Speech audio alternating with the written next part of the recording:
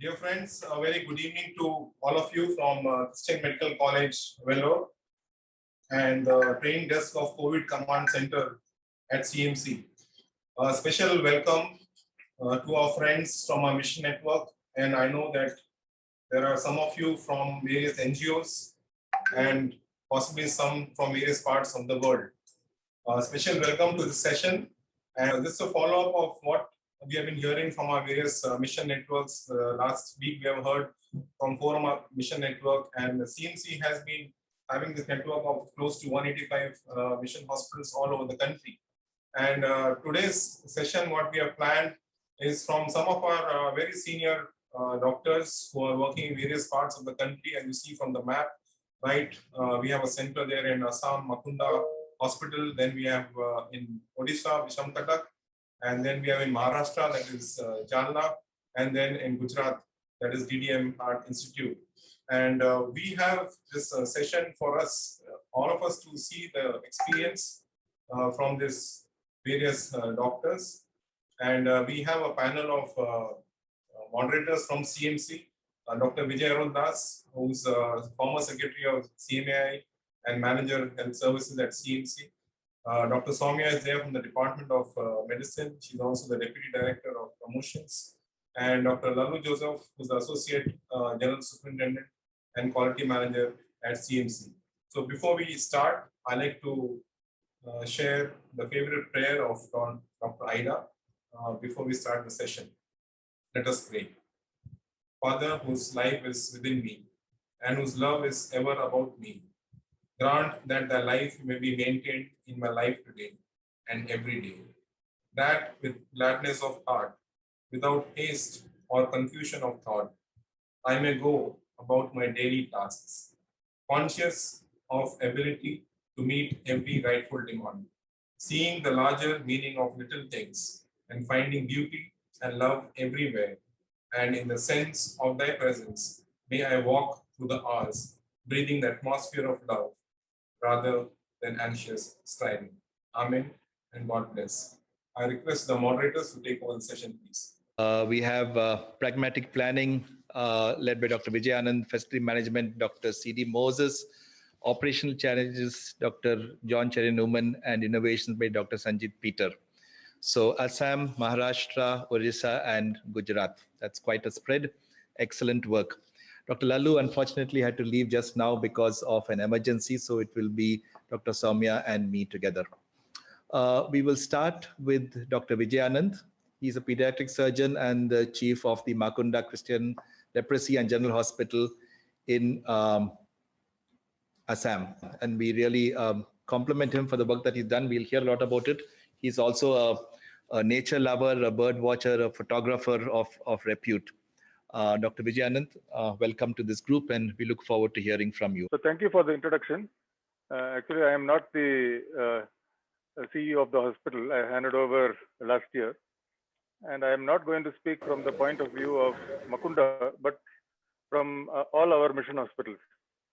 So this exercise of pragmatic planning, I think, should be a study of the COVID situation from the point of view of our target communities, especially the poor and the marginalized.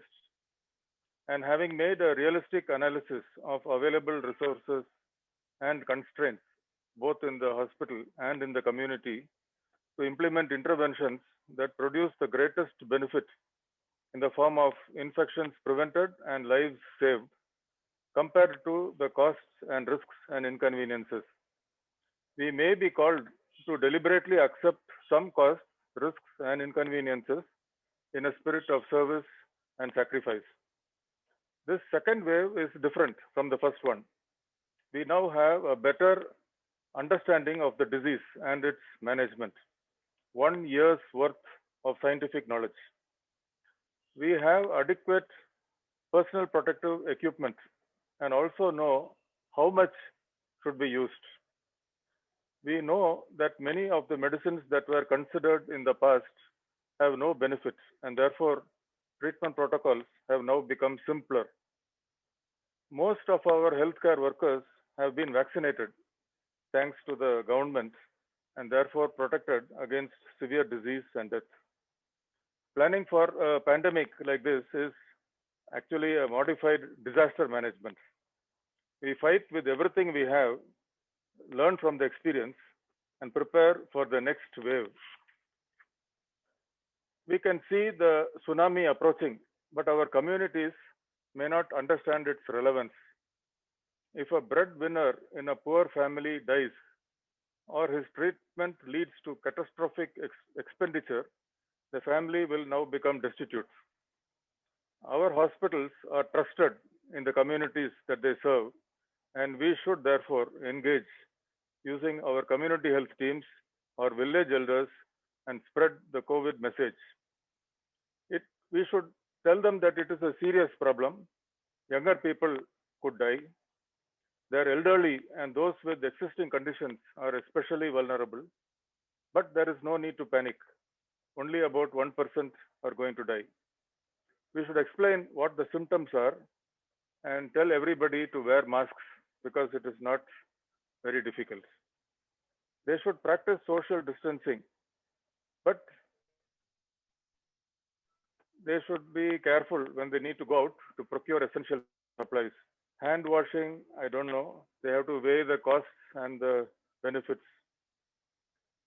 If somebody has COVID symptoms, they should be isolated and they should be tested if possible. In some of our hospitals, testing is not very easy. Vaccination should be given at every opportunity. But with only 2% of our population vaccinated so far, it is very likely that their turn is going to come many months from now. So we are told, I'm just looking at approximate numbers, we are told that about 80% of COVID patients are going to be asymptomatic, or they will be symptomatic but will not require oxygen. So they need monitored isolation. Since hospital beds are scarce and are also required for non-COVID patients in those of our hospitals which are managing both, it is best that this is done in the community. Ideally, we must have separate rooms and toilets, but that may be impossible in slums and in crowded villages. So is it possible for us to have community isolation centers in unused buildings using our community health staff or trained volunteers to provide for these people, monitor them, and refer when needed? We are also told that about 15% will need oxygen, either by mask or by non-invasive devices. So this is low pressure oxygen. So additional space can be provided in unused buildings in our hospitals or in schools and nursing schools. If doctors and nurses are not enough, others can be trained to follow the simple protocols that are needed for these group of patients, with the logistics team looking after the supplies. And 5% will need ICU care and ventilation, and 50% of these are likely to die. They will need a lot of effort, expense, manpower, and equipment. We should therefore try to reserve these beds for those with the highest chance of survival. To do this, a supply and demand situation analysis should be done. How many patients are waiting for one ICU bed? And that should be monitored so that admission, discharge, and palliation criteria are modified constantly. If a palliative team is available, they should help with those who are dying and help with those who are bereaved. The problem is, we do not know how long this wave will last.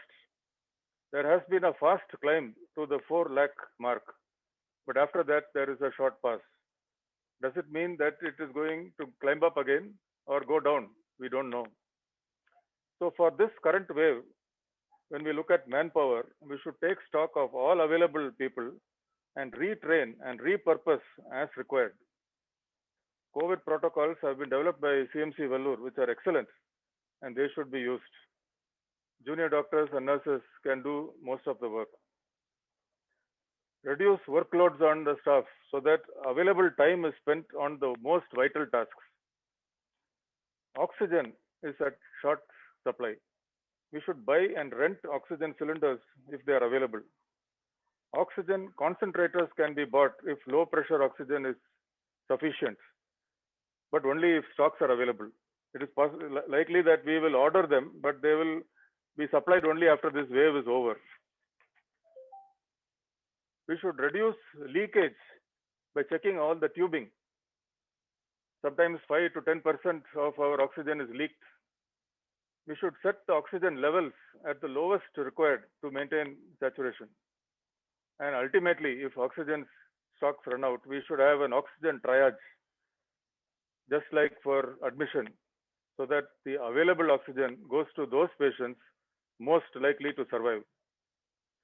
Finance is another problem because non-COVID work is stopped and income is stopped. So we should take stock of all our savings and likely donations. Stop all non-essential expenditure. Request deferment in payment to suppliers and provide subsistence salaries to all our staff. So in the first wave, our hospital provided 12,000 rupees to all our staff. The remaining amount deferred till finances improved.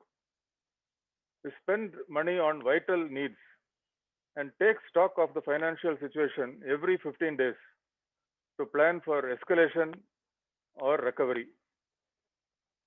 At the same time, we should start working on preparing for the next wave. Can we organize our communities better? Can we train community health workers for COVID? Maybe they are already working on some other projects, but they can be repurposed for COVID. Organize space for community isolation and testing if possible, with an efficient referral mechanism. And when the next wave appears, this team should be mobilized and each person should know what their role is. Can we build surge capacities in our hospitals and conduct drills? So recently I visited a military hospital in West Bengal, and we saw that they were preparing to increase the capacity of a 500-bed hospital to 1,000 beds in 1 week's time. And there was a drill going on about how all the casualties are going to be managed. And their motto was, if you sweat in peacetime, you will not bleed in war. And that is important when we prepare for the next pandemic, next wave.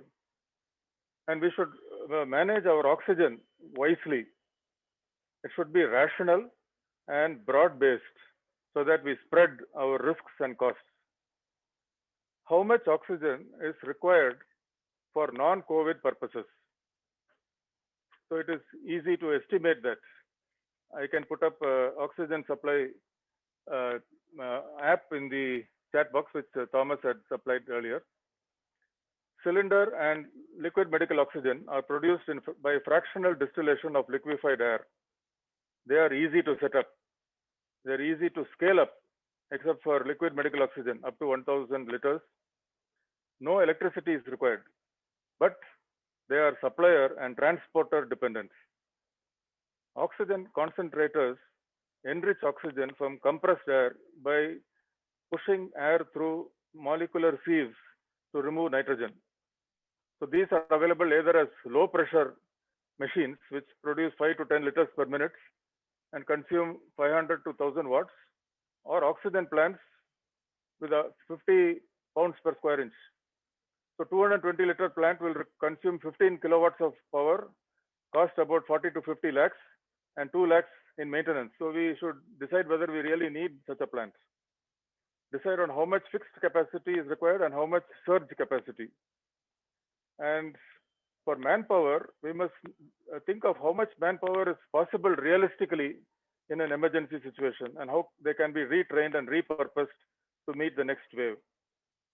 And I also want to say that it is possible for the next wave if we can collect data about our hospitals nationwide and look at the COVID status so that donors, volunteers, and prayer can be redirected to those most in need.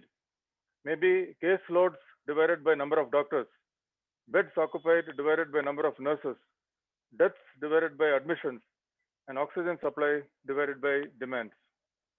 And I would like to close this by saying that all these principles of pragmatic planning were used by Nehemiah in the Bible, and I will put up a reference to that in the chat box. Thank you very much.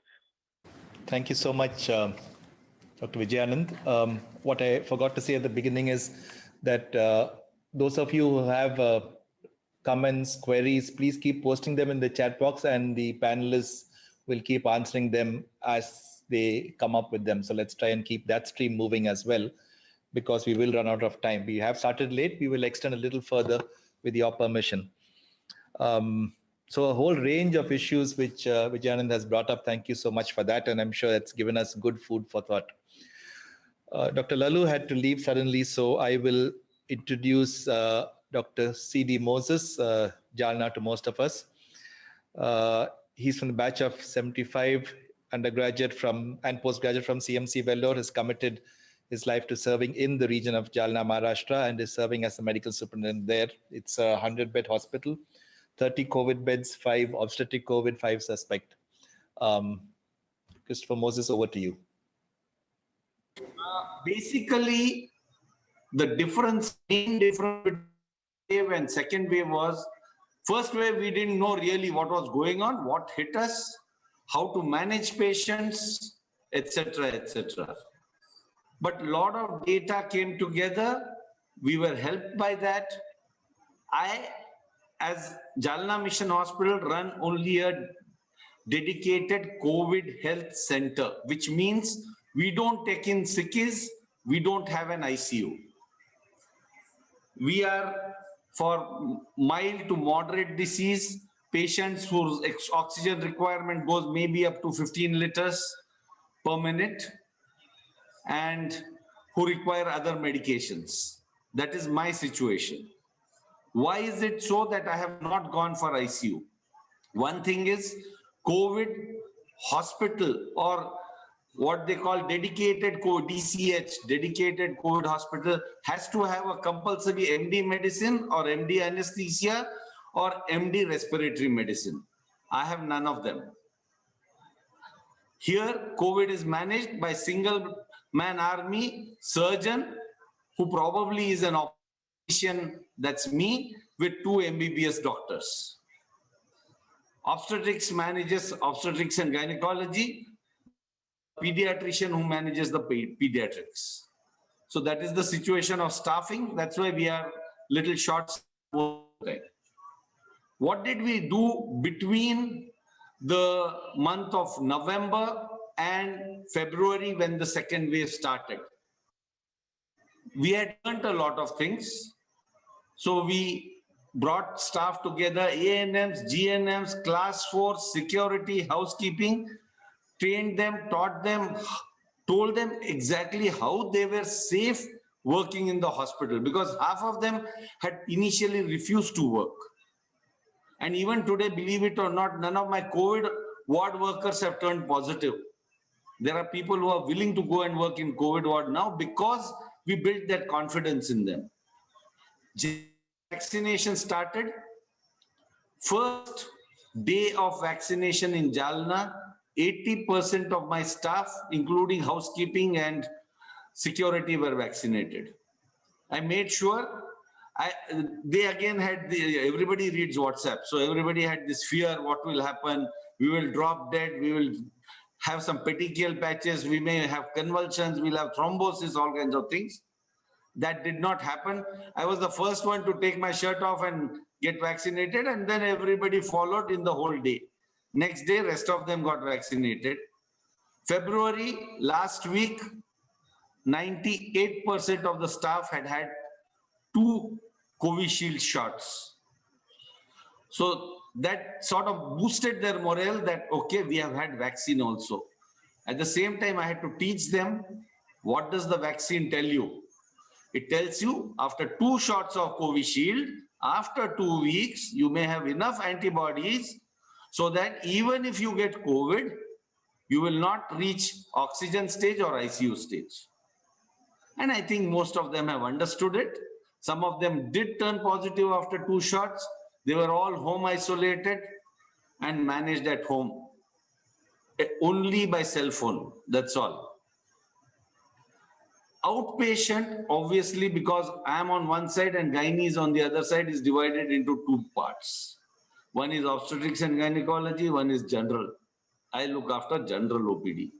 So class 4, class 3 staff have to be trained to sort out patients who have got fever, who have got sore throat, etc., etc. That they do. They check pulse oxys, they check temperatures, and then only patients are allowed into my cabin. What one has to realize is this wave also, all this loss of smell, loss of taste, everything is a big story according to me. The commonest thing is severe malaise and feeling of gross tiredness. Even without fever, even without smell, even without taste, from door to the chair is hardly 8 feet. And the patient says, sir, I cannot walk even up to there. Somehow, I don't know why it is not being emphasized and re-emphasized on, but tiredness is the commonest symptom I have come across in this wave also in some 500, 600 patients so far in the last 2 months.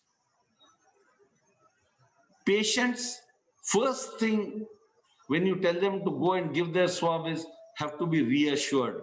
Their fear is as soon as I give a swab, they are going to throw me into one gas chamber and lock me up. It does not happen.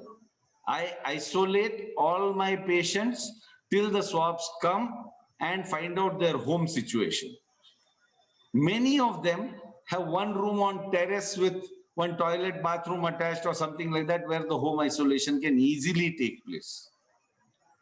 Once I assure them of the home isolation, I teach them very simple things in life, how to handle their food products, how to handle their clothes, washing of clothes, and main thing, get one pulse oximeter, check your oxygen saturation, morning, afternoon, evening, walk 6 minutes, recheck your saturation. If it's dropping below 94, please report to me. Till it does not drop below 94, my medical social worker is collecting all the oxygen saturations and informing me intermittently. Now he has got the permission to not inform me if they are above 95. So we have reached that stage. I have got today in Jalna, I have got about 110 patients on home isolation. I also tell them if the whole family turns positive and they can all manage with home isolation, that is the best time they have been given by God to spend with their family. Because today with mobiles and our jobs, parents don't have time to talk with children. Children say, I have to go for tuition, I have to go for this, I have to go for that. Otherwise, you're watching your cell phones and mobiles in different rooms. This is the time for family to spend together.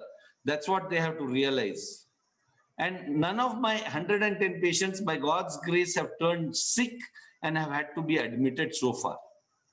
And things, now I got some patients in home isolation in Pune and Delhi also. Forget about it. Now coming to the medical part of it, what was the biggest problem we faced last time? And it continues. One is oxygen, second is remdesivir. Some people will of course say remdesivir is of no use, etc., etc. I have seen patients improve dramatically within first 2 days with remdesivir when their CT scores were somewhere around 12 by 25, 14 by 25, etc. Not only that, nobody realizes about proning unless you tell them repeatedly. There are times in the ward when you have to go and prove to the patient that while you are gazing at your roof, your saturation is 92 and you are on 10 liters of oxygen. Same fellow, if you prone him, his saturation improves to 95, 96 on even 4 to 5 liters of oxygen. You have to sit, explain, train. Nurses have been doing it. My junior doctors have been doing it. Intermittently, when they don't listen to sweet voices of nurses and doctors, then I have to go and shout. Ultimately, there is love of God and fear of devil. Both things have to be used simultaneously in Jalna Mission Hospital. Remdesivir, somehow the control has been taken over by our Food and Drug Administration department completely. You have to give them a list of patients who received remdesivir the previous day and next day it is replaced. So as of today, last 2-3 weeks at least, I'm very comfortable with remdesivir. Oxygen was never a problem in Jalna. I mean, some people will say, what is this place? But then the oxygen plant for jumbo cylinders filling 25 years ago was my baby. It came because I got a brainwave and I blocked somebody's industrial oxygen bank loan till he put in a filter. And today he is dedicated to entire Jalna district. Not only that, there are people coming from other districts to fill oxygen also in Jalna. So I mean, it is really something that struck 25 years ago and it is paying its dues to somebody like me today. I have 30-40 cylinders and so oxygen is not a problem. You have to decide who should go on to remdesivir and not go on to remdesivir. That is where decision making really comes for a place like Jalna. Unfortunately, there has been a mushrooming of private COVID hospitals in Jalna. There are 40 COVID hospitals today in Jalna with anywhere from 10 beds to 60 beds. And when they show their requirement of remdesivir, every patient is getting remdesivir. If your neighbor's dog coughs, you will get remdesivir in Jalna. That is the rule. Whereas I have seen patients with COVID scores of 10 and 12 coming out just on oxygen, proning, and little bit of low molecular weight heparin. So patients have developed a sort of faith that they will not get fleeced in Jalna Mission Hospital. That is, I think, very much more important. Obstetrics side also keeps on seeing about 5-6 COVID positive pregnant women every day. Some of them need admission, some of them are home isolated.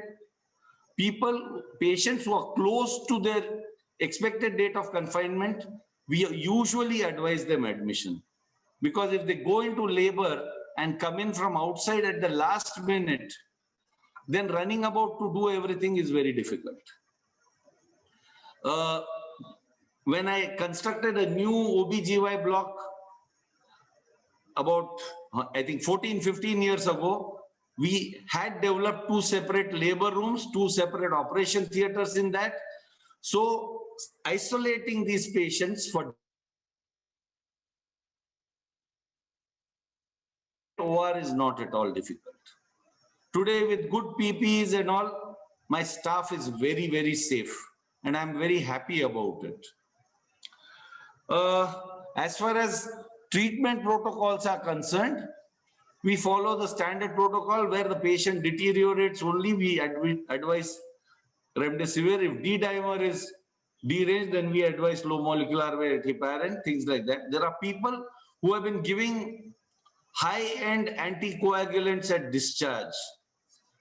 You know, there is something called dabagatran and the father of dabagatran and grandfather of dabagatran, etc., etc.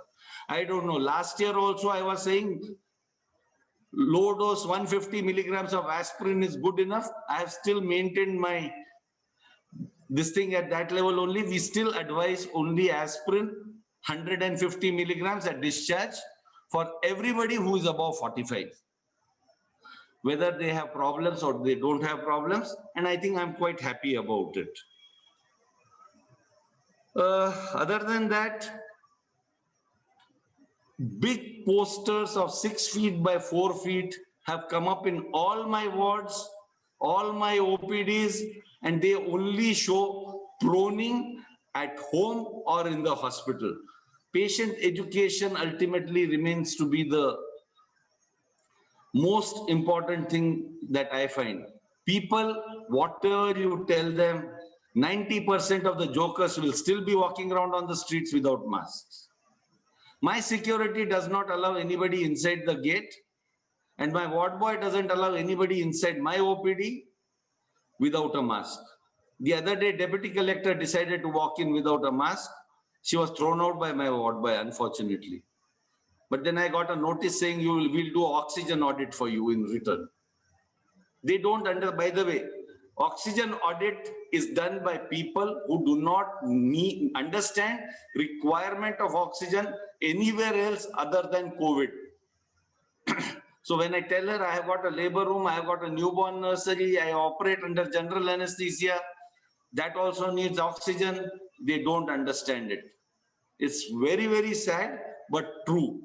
So realize this when you face all these government audits. Actually, some days I feel it will turn me into a data operator rather than a surgeon. There are so many forms to fill every morning. They want all your admissions and discharge live. Now, whole day, should you fill the admissions and discharge live for their portal, or should you look after patients? So those kind of problems are there definitely. But otherwise, second wave, we are more probably intelligent, sensible, and sensitive to what the community needs also. Only one death, including first wave and second wave. And this fellow was chronic renal failure with hypertensive encephalopathy, who was also COVID positive. But he died probably of his CRF because they didn't want to go for dialysis and all that. But other than that, in 700, 800 total patients so far, only one death. Anything else management-wise you want to ask? Please go ahead. Later on, you can put questions, but I don't think I should be saying anything more than this. Greatest support for you is your 2 junior doctors and your staff nurses who are willing to work in COVID. What they need to understand is in the PPE you provide, they are safe. Actually, people who are outside only turn positive. The staff who work in COVID with PPEs don't turn positive. That's what you have to realize. Thank you very much, Dr. Moses Jalna. It's good to hear from your experience and also understand the challenges that we face in managing that facility, which is one of its kind. Dr. Soumya, over to you.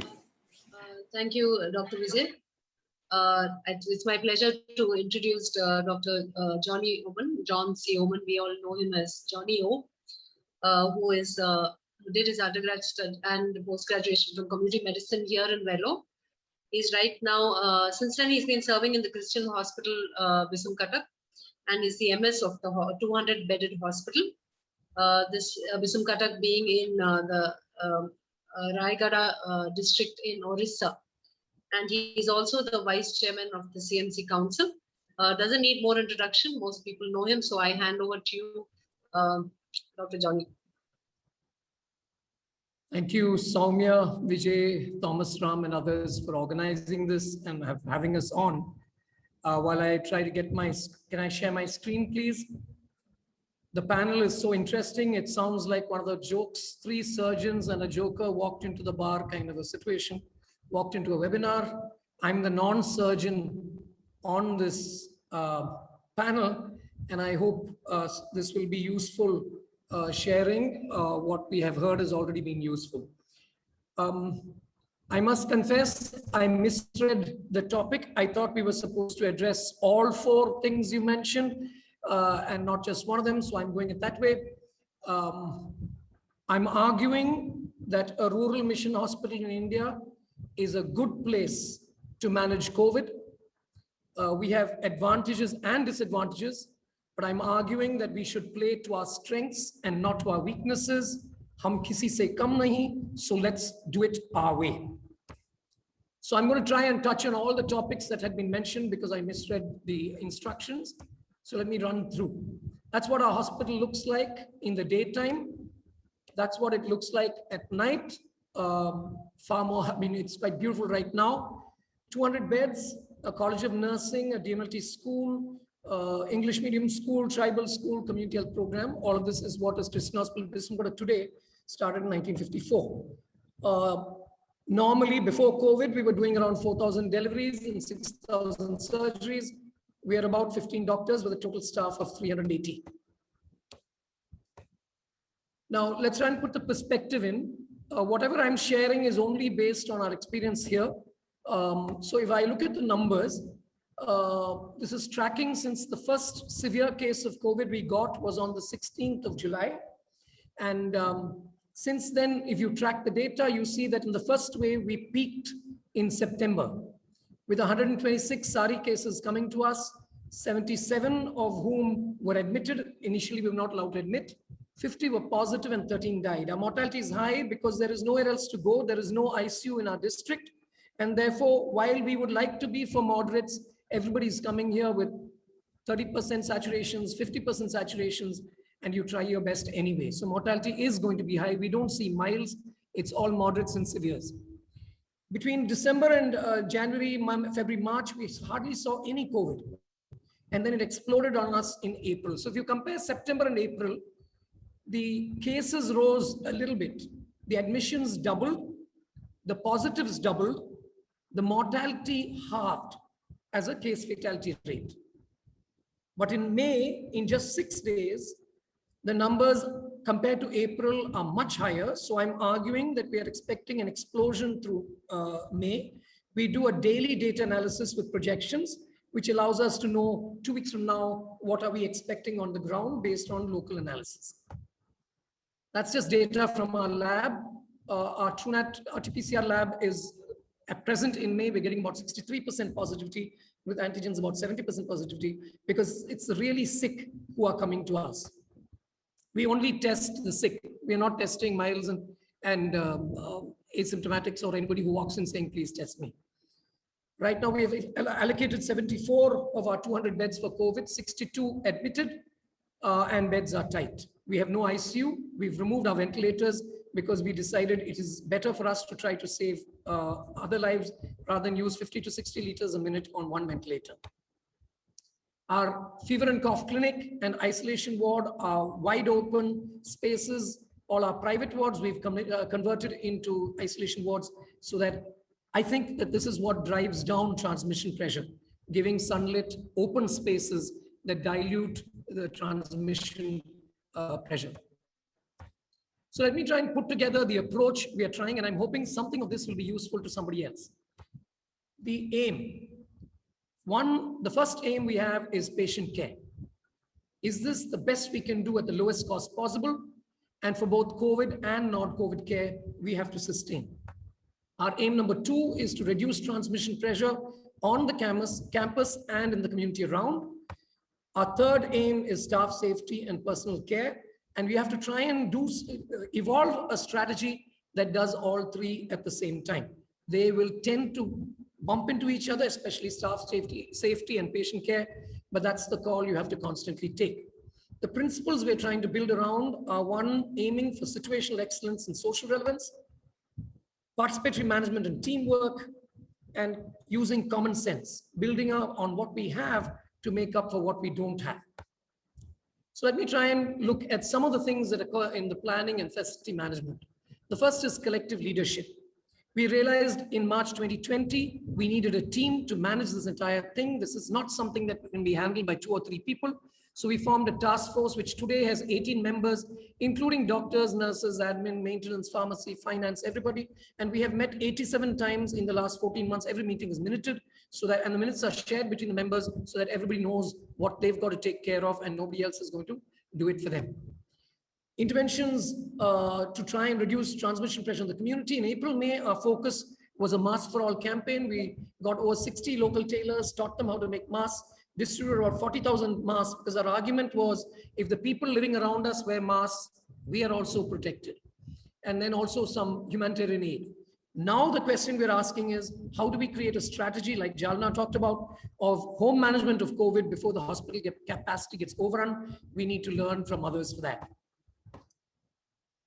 The next area is reorganizing the patient flow and the services of the hospital.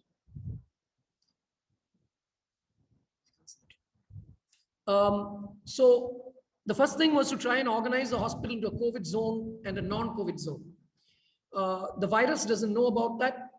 And so we needed to create those zones, but recognize that the virus could be anywhere. And therefore, you have universal precautions, whether it is in the surgery, the labor room, or wherever. The second was organizing crowd management through multi-level triage and security teams. The third was creating infrastructure that allows for physical distancing. So we had to set up simple multiple waiting sheds, portable toilets for those areas. One of the things we have found that drives down community pressure is being outdoors. If you look at the tribal community, they have the least amount of COVID because they live outdoors. So outdoorness needs to be encouraged. So we moved all the computers to the windows so that people can queue up outside the building rather than inside the building. We're using green sheets from construction site that produce movable barriers wherever you need to divert people in another direction. We introduced pass systems for patients' relatives. We made mask mandatory on campus since the 4th of April last year. And you have to constantly review and revise based on the feedback to see how you can do that better. We're always falling down, we're making mistakes, nothing is perfect, but you keep trying. The next area is the patient care processes. I'm not getting into medications and stuff, I'm just looking at patient care processes, organizing this. One, we had to ensure non-COVID care availability. If everybody does COVID, what happens to the poor chap with a DU-PERF or the woman needing a delivery or the baby born preterm? So ensuring non-COVID care availability continues, even in these circumstances. Two, in COVID care, we found we needed to define the ceiling of care. I know that is usually used for the individual patient, but we had to define the ceiling of care for our institution. And in our analysis, it had to be based on distinctive competence and the assessment of need versus our own capacity. And in CHP, we decided that we'll have no ICU. We don't have an ICU anyway. And we moved our ventilators out, no ventilation, because one ventilator takes 50 to 60 liters of oxygen per minute, with which I can save another 10 to 15 lives otherwise. And so we said we wouldn't do that. We got 2 BiPAP machines. They use far less oxygen. We can produce NIV with that. The machines are always organized, so we try to get more. We have, out of the 74 beds, 45 are oxygen beds, and the medical management of moderate and severe patients becomes very important now. Our next referral is 250 kilometers away. Organizing the levels of patient care. So the outpatient, we have a fever and cough clinic, which is a single window approach. At the triage, anybody with fever and cough is sent there. A senior doctor manages that clinic where the investigations, a portable X-ray, the pharmacy, the payments, everything is made there. And that set of patients and relatives doesn't need to get into the main OPD. We had to set up diagnostics. We set up a TrueNat lab in August 2020. And this month, we have started doing antigen as well. Inpatient care, we made bed allocation plan A, B, C, D. We've reached J or K or something now. And so it's 74 beds now, 12 in the casualty where we can give a little more intensive care, 15 in a step down, we call it intermediate care unit, 18 oxygen beds in the isolation ward, and 29 non-oxygen beds. An appropriate treatment protocol has been devised by our doctors, looking at everybody else's stuff, borrowing ideas that has to be affordable and evidence-based. Our care is totally dependent on 1, oxygen, 2, low-dose steroids, 3, anticoagulants, 4, nursing care, and 5, the management of comorbidities. We are not using any antivirals like remdesivir and all. We can't afford it. We are keeping our cost between 1,500 and 2,000 per day. We are able to manage COVID patients for about 7 days at around 10 to 15,000 rupees all told. Family and relatives management needed to be pulled through. One assigned relative is allowed to stay with each patient. They are given a mask and a face shield. We know there is a risk. The family, the patient, and all our staff are much happier this way. Death management, I'm not getting into here. That's also an issue. How do you do the HR management? For us, one was staffing. We had to recruit and retain short contract people sometimes, like security guards. It's important to protect the team. Training, we've vaccinated about 95% of our staff. And PPE has to be appropriate. You're not going to the moon. You're only going to a COVID ward. You don't need to look like an astronaut. Be sensible. The only ways the virus is getting into you is through your eyes, your nose, and your mouth. The only PPE that matters is above your shoulders. So you can be rational in what we use, especially the evidence which shows that transmission is respiratory. Fomite transfer is very small, has eased this off enormously. Just be sensible. Sustain the team, and that includes communication, spirituality, and care. So that's what our PPE looks like, far more comfortable. Face shield and mask is compulsory for all staff in patient care areas. A cloth overall, like with surgical gowns, is enough for to cover your street clothes. Finances is a key issue in the planning and management. You have to sustain the mothership. Last year, we had a loss of 2.38 crore, but thanks to savings, we were able to pay all our staff salaries on time. You have to manage the fixed and the variable costs, and you have to finance the additional costs of COVID, which is not budgeted originally, and therefore usually needs external aid. What we learned last year, you have to walk in faith. God is good. We decided this year in the task force that we will go ahead and order what we need, and God will provide, and sure enough, He provided. Last year, the Azim Premji philanthropic initiatives supported most of our costs in additional COVID care. And this year too, they were given us a little grant that has helped us to start off. And then suddenly, day before yesterday, an unexpected friend stepped in and sent us a donation that's going to cover most of our COVID care costs. Unbelievable, but just comes in. That's the way God works. So you need to build on relationships and stay true, and things fall into place. In sourcing the needed materials, equipment for patient care was important. Equipment for diagnostics was important. I'm not getting into the details because I'm running out of time. Then information management. Like Jalna said, there's a whole lot of information management. Our dental surgeon who's doing an MPH, Christy and I do a morning round at 6:15, collecting data from the wards. By 7:45, we have a daily staff update on COVID that puts together data, global, national, state, district, and our hospital. So everybody's on the same page. 8 a.m., we update a Google sheet so the doctors know which beds are full and which beds are vacant. At 12 noon, we report to government on COVID bed status. In between that, the lab reports all the COVID reports. Every death needs about 50 to 60 pages of reporting. And we respond to government, press, and public as best as we can. The next issue is information, organizational challenges and learnings.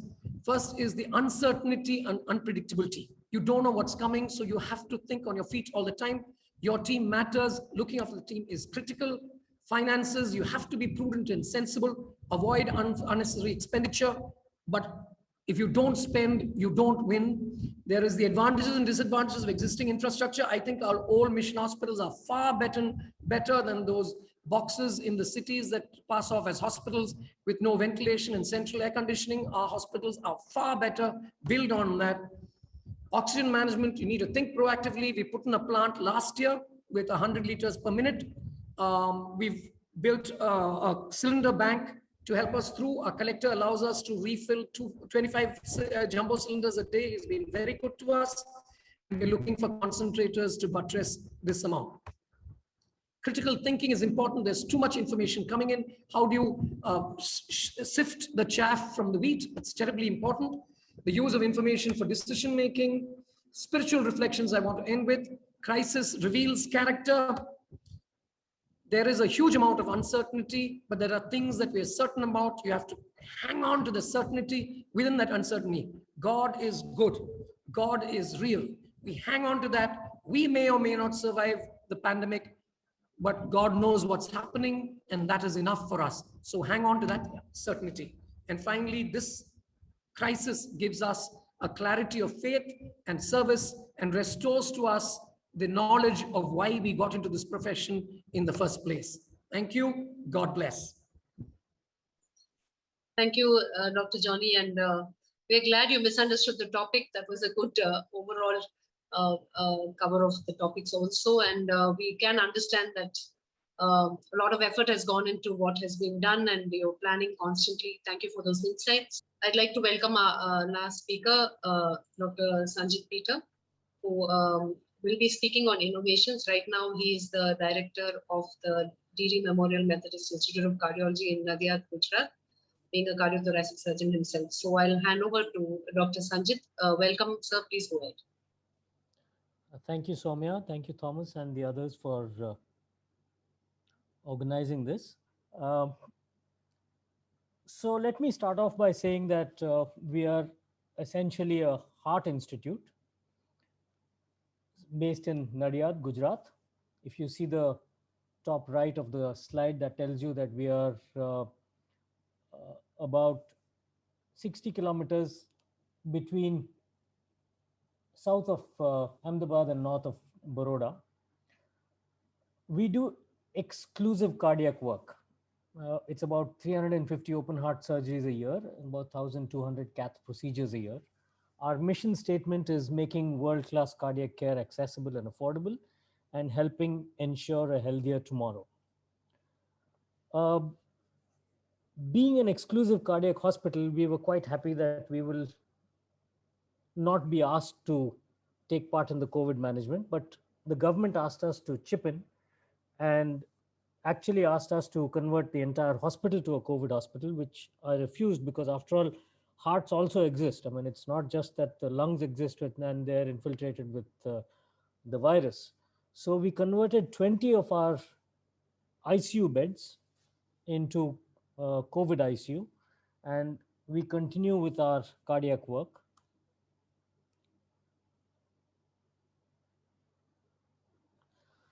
What are our strengths? We have a very spacious and a very busy cardiac ICU. We have 6 ventilators.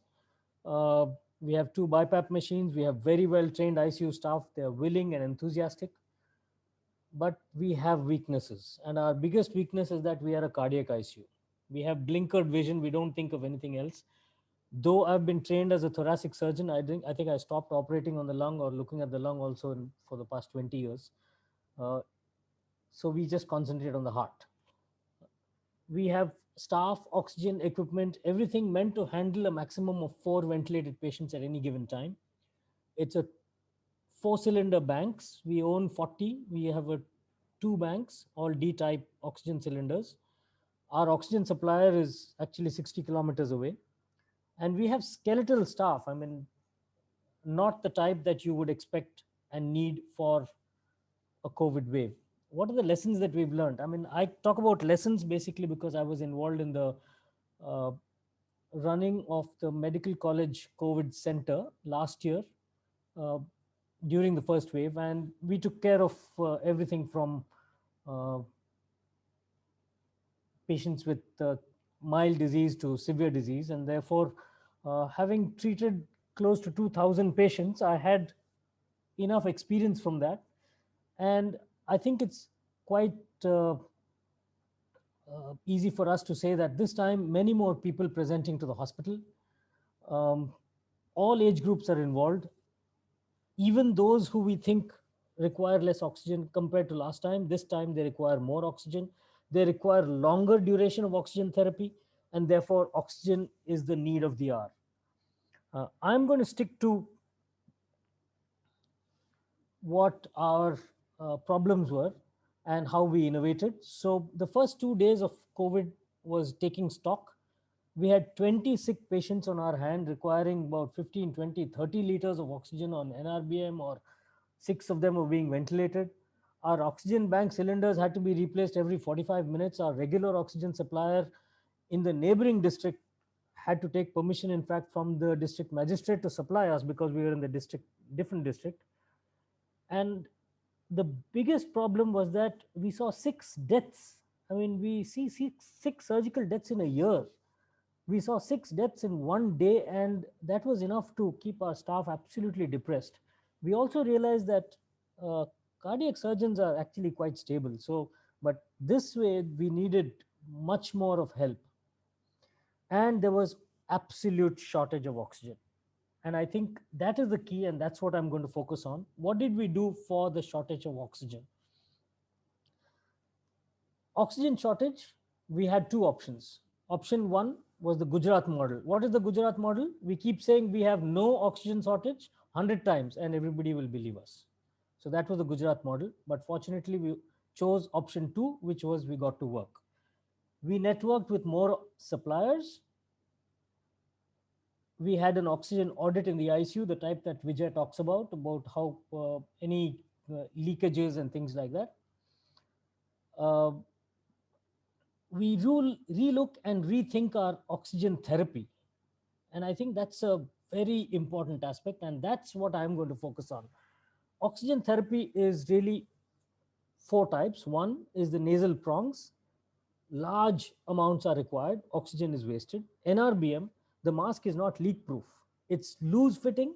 Exhalation valves don't work most of the time. Reservoir bag is actually below the inlet, and that's part of the design.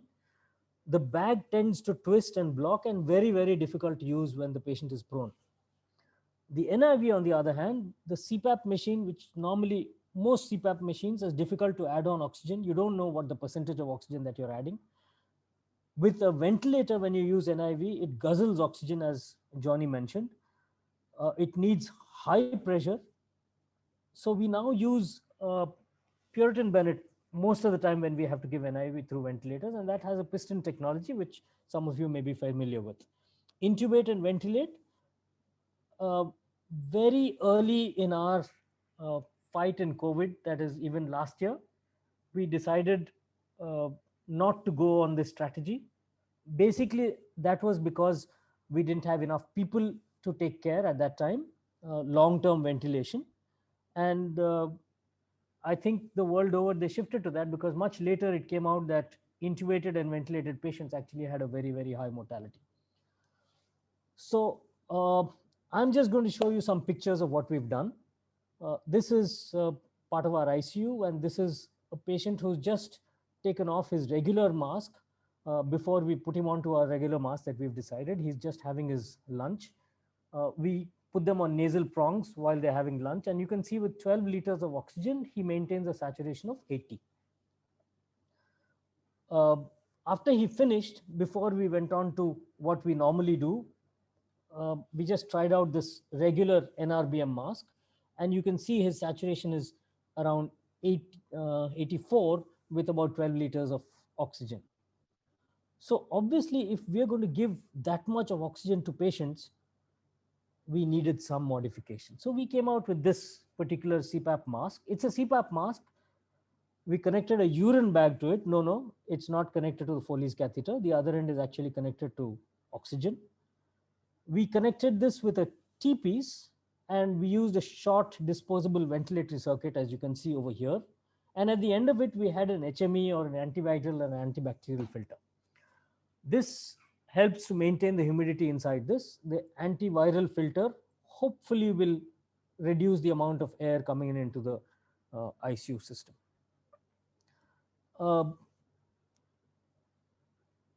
This is what our circuit is, and this is my perfusionist who's making the circuit. There are a lot of problems, as I said, with the inherent NRBM mask which is supplied in the market. So therefore, we've made this modification. What has happened with this modification? We are also able to put the patient prone. As you can see, there's no kinking whatsoever. You can see that the oxygen comes in very nicely into this reservoir bag. A word of caution, if you do decide to use something, please use the PVC tape, which is actually like the electricians use. This circuit is not without its problems. Humidity and the humidification actually has water and water droplets accumulating on the mask, both inside. So all we need to do is wipe it. Sometimes it accumulates even in this reservoir bag. Fortunately, it's a urine bag, so therefore we just take the stopper out and then empty off all the water. Another thing that we didn't realize they were going to have for a long time was this marks and injuries because of the CPAP mask. This is a patient who had a bad skin problem here. This is a patient who finally went home but he went home with a scar to remind him that he was on this mask for a long time. We've now learned better, and we try and apply Vaseline or other things to make it comfortable. With this, now you can see the same patient, his saturation with only 6 liters of oxygen has gone up to 97. And we have reduced our oxygen consumption now to less than 50% of the regular NRBM masks. So you can see that we are using this extensively. This is our ICU.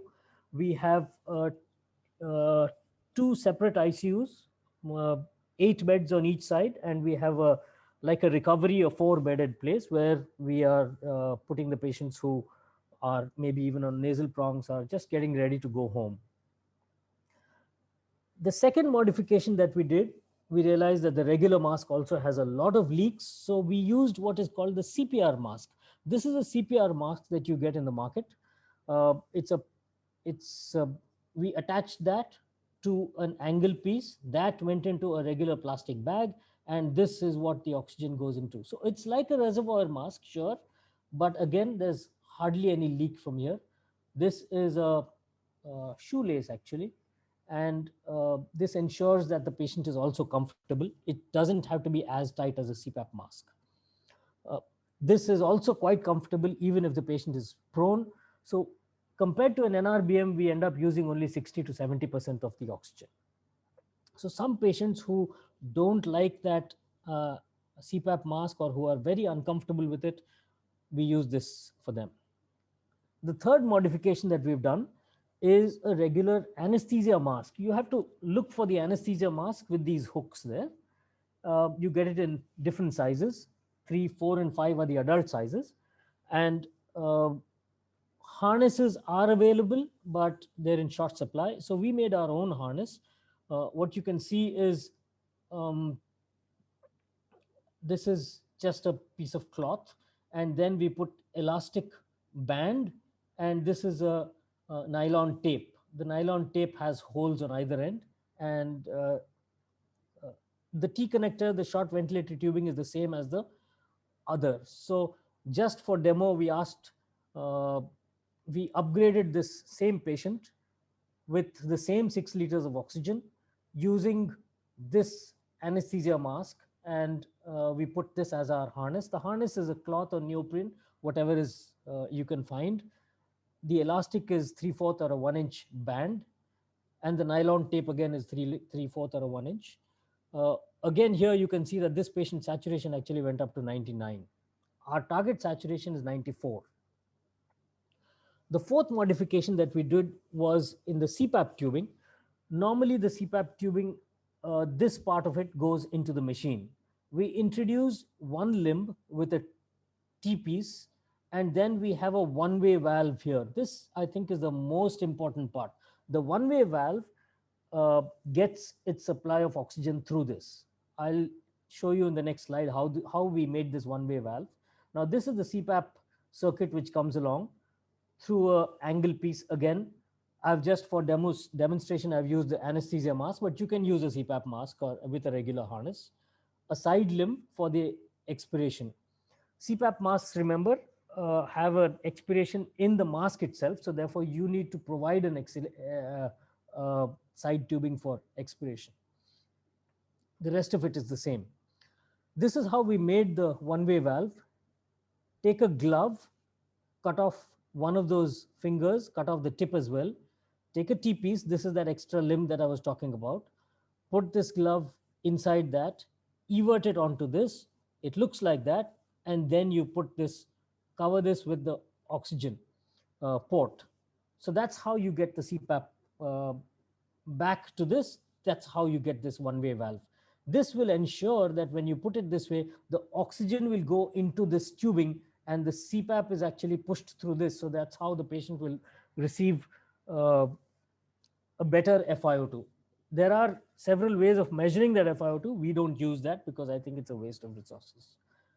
The fifth modification that we did was when I went up to our maintenance person and I said, we need these tubes and we can't find them. So he came up with this idea and said, okay, we'll have CPVC tubings.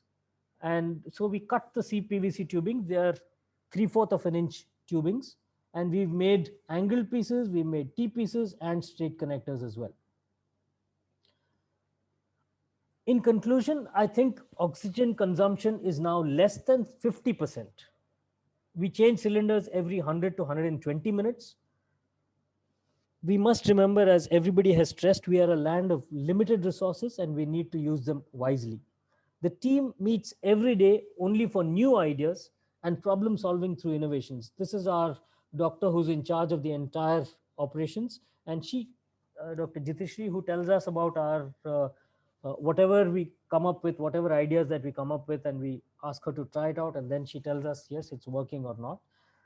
We're really thankful to people like her for helping us out in this time. And of course, as everybody has pointed out, it's not just one or two people. I think everybody needs to be on board. It's from the the people who clean, the people who supply the diet, the people who are, we have nurses, nurse helpers, everybody is on board. And I think in conclusion, I just have two things to say. One is that I don't know how I got in here. It just reminds me of this. This is a red-breasted goose.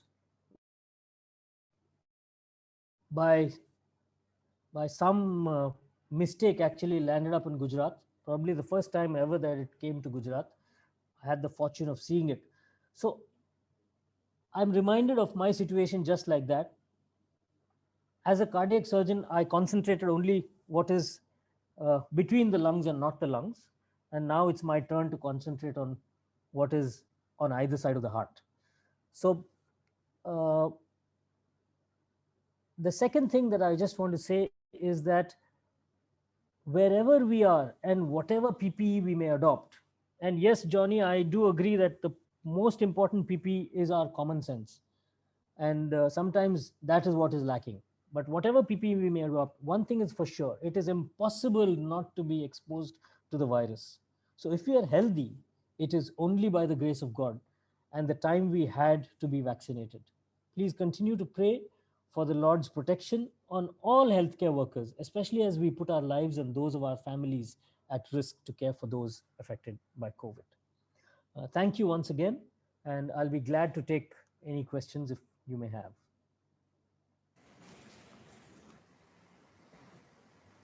Thank you so much, Sanjeet, for that excellent presentation. I'm sure you will all agree that this whole series of sessions has been inspirational.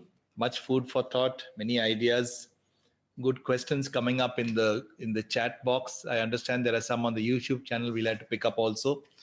But there's so much we've learned from this time. And I think Johnny's caption, "Hum kisi se kam nahi," is really true here. It's been amazing to see the innovations, the preparedness, the meticulousness of the work which is happening at each of these places that has shared and where each of us are working. I don't think that these are just the examples there are. All of you are working in such situations. So thank you for all that you've done and continue to do. I think there's a lot of encouragement which comes out of this, and I'm sure there are ways we can continue this dialogue. I would request the missions office to have a way by which people can keep feeding in these questions into a common group. There's the Christian Mission Hospitals group.